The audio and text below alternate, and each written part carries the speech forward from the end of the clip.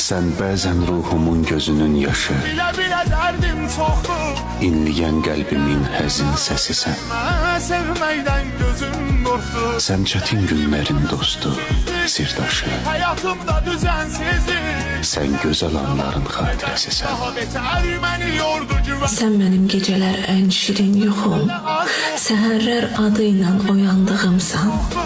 Vurdun elə. Sən mənim həyatda tək həqiqətim, bütün varlığımla inandığımsan. Həyatımda düzensizlik. Bilirəm, bilirəm harda olsam da, Məni yordu güvənsiz. çağırsam səsimi eşidəcəksən. Sen mənim yeganə ümid yerimsən. Sen axı milyonlar içində təksən. Sən mənim yeganə ümid yerimsən. Sən axı milyonlar içində təksən.